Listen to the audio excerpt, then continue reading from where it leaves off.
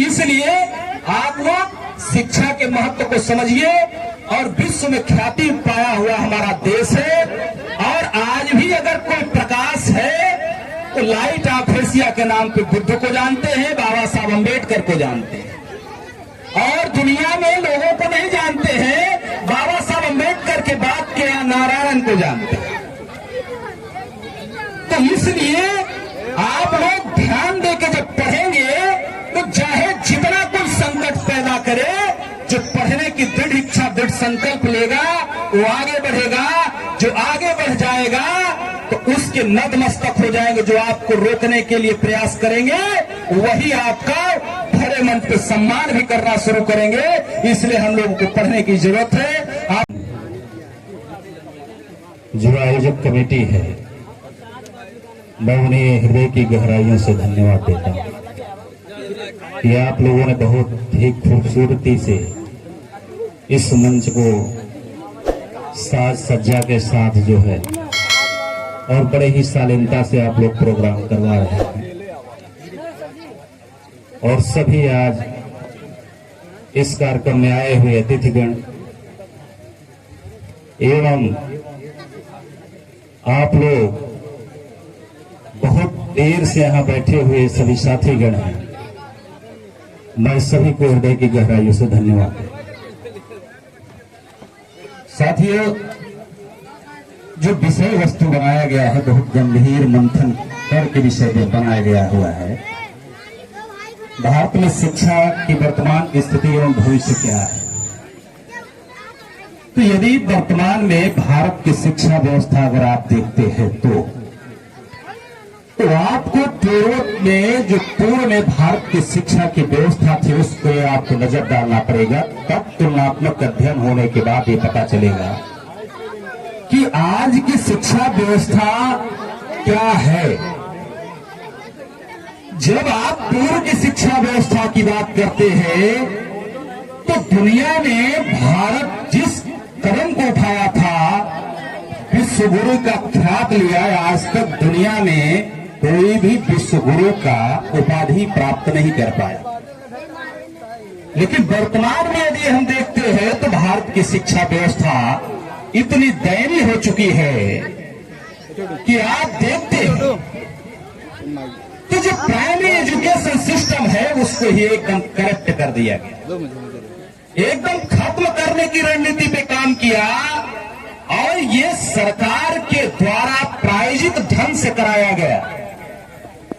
और वो नहीं चाहते कि इस देश में मजलूम कमजोर लोग भी देश की मुख्य धारा में आए। ये इसके पीछे हेलो। तो साथियों, वर्तमान की शिक्षा व्यवस्था का अगर तुलनात्मक अध्ययन आप करते हैं तब पता चलेगा।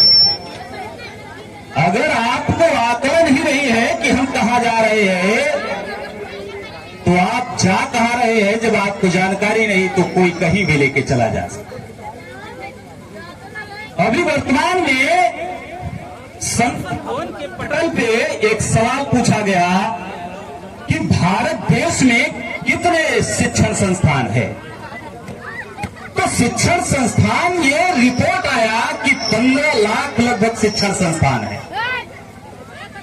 और एकल शिक्षक से, यानी एक स्कूल में एक ही शिक्षक है, ऐसे स्कूलों की संख्या 1,17,285 स्कूल है, जिसमें मात्र एक ही शिक्षक पूरे व्यवस्था को देख रहा है। जब वो व्यवस्था को देख रहा है एक शिक्षक, तो एक शिक्षक यानी भेड़ बकरी जिस तरीके से चराने के लिए चरवाहे की जरूरत होती है, वैसे ही शिक्षक काम कर रहे हैं। तो अब ये आपको ये अध्ययन करना पड़ेगा, ये गंभीरता से सोचना पड़ेगा कि जो सरकार ये कहती है विश्व गुरु बनने के चरण में पहला एक ही कदम बाकी है, नहीं तो भारत विश्व गुरु बन जाएगा। तो विश्व गुरु किस आधार पर बनाना चाहते हो? ये विश्व लेवल की नौटंकी जो हो रही है, इसको हमें और आपको समझने की जरूरत है। और इस पे किसी सरकार ने इसलिए काम नहीं करते हैं, उसके पीछे माननीय अजय मोहन कुशवाहा जी ने एक बात कही, उसका कारण है हर बड़े बड़े कॉलेज हैं, वो ये चाहते हैं कि इस देश की जो गवर्नमेंट संस्थाएं हैं बंद हो जाए, तो ये हमारे यहाँ आएंगे और हम मन चाहा वहां क्या करेंगे, उनसे पैसे वसूले जाएंगे। अभी हम लोग ये सारे लोग पढ़ा रहे हैं, तो जो शिक्षा के प्रति जागृत है, जहां शिक्षा नहीं मिलेगी वहां नहीं जाएगा, चाहे वो गवर्नमेंट की शिक्षा व्यवस्था हो, चाहे प्राइवेट शिक्षा व्यवस्था हो, वो नहीं जाएगा। हम भी नहीं भेज सकते हैं, क्योंकि मुझे शिक्षा का अगर महत्व पता है, जहां अच्छा शिक्षा मिलेगी वहां अपने बच्चों को भेजने का प्रयास करेंगे, एक रोटी कम खा के वहां भेजेंगे। तो वो शिक्षण संस्थान इसीलिए किए जा रहे हैं, पहले डैमेज कर दिया जाता है। पहले जीआईसी पूरे भारत में जिले में एक जीआईसी होता था, एक जीजीआईसी होती थी, और उस जीआईसी में बच्चे जब गवर्नमेंट विद्यालय में पढ़ के जाते थे तो उनका सिलेक्शन भी होता था, और ये कहते थे कि हमारा बच्चा कहां पढ़ रहा है, जीआईसी में। आज जीआईसी में बलवे करा दिए जाते हैं, जीआईसी में जानबूझ के नौटंकी कराई जाती है, जिससे जीआईसी की शिक्षा व्यवस्था चौपट हो जाए। आज भी जिस अंग्रेजों को हम कोस रहे हैं, जिस अंग्रेजों को कोस रहे हैं और बड़ी भरी बातें की जाती है, इतने विशाल पुलंदे तैयार किए जाते हैं, कहते हैं कि हिंदू राष्ट्र फलाना ठिकाना, तो आपको मैं बता दे रहा हूं, शिक्षा व्यवस्था आज भी अगर सबसे ज्यादा मजबूत है तो अंग्रेजों के द्वारा जो क्रिश्चियन विद्यालय है उन्हीं की है,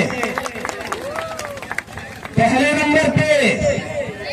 दूसरे नंबर पे अगर किसी की व्यवस्था आती है तो गवर्नमेंट की नहीं आती है, ये संघ संचालक 80,000 रजिस्टर्ड विद्यालय है, उनके नंबर आ गए। तो पहले क्रिश्चियन कम्युनिटी, दूसरे ये हो गए, तीसरे नंबर पे गवर्नमेंट की व्यवस्था आ गई। ये किया जा रहा है, ये हमें जानने और समझने की जरूरत है। अगर आप इलाहाबाद में ढूंढने जाओगे तो इलाहाबाद में टॉप के विद्यालय को जब ढूंढने जाओगे तो कहां मिलेगा आपको, ज्वाला सिंह किसका है।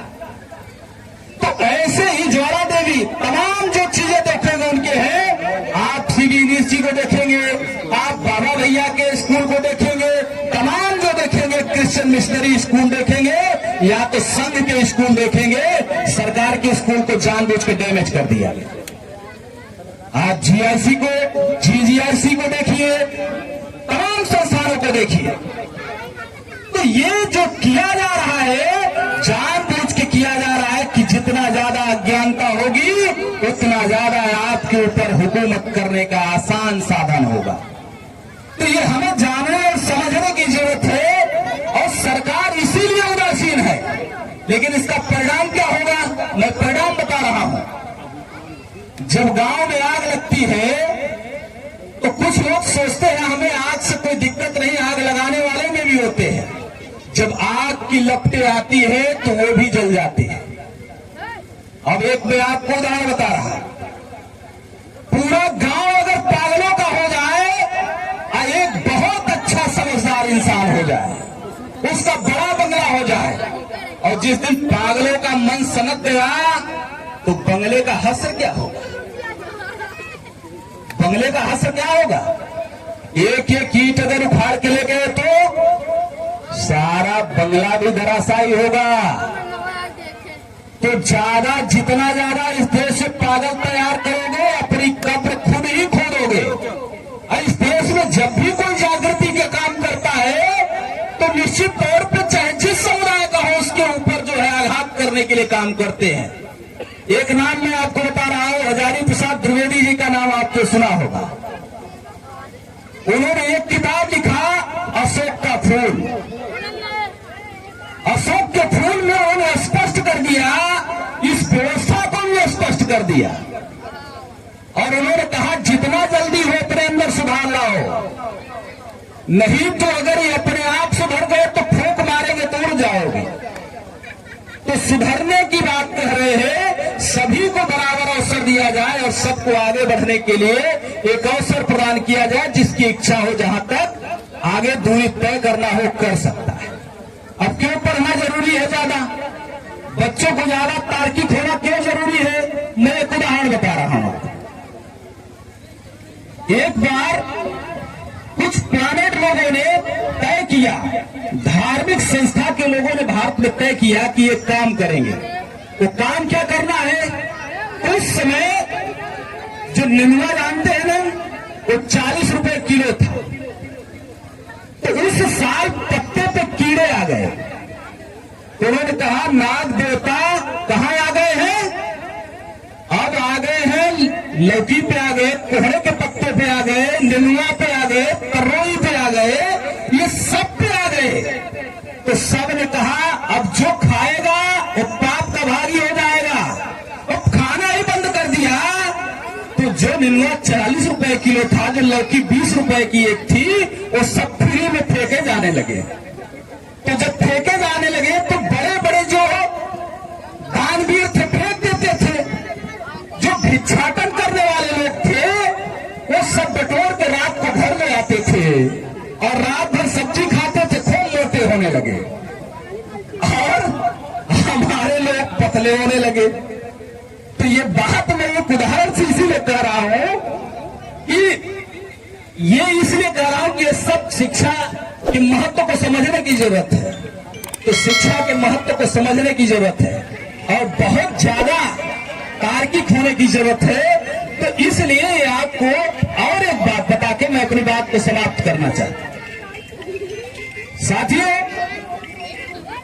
यदि जिस समाज में सबसे ज्यादा स्वार्थी लोग होंगे तो स्वार्थी नेता भी होंगे।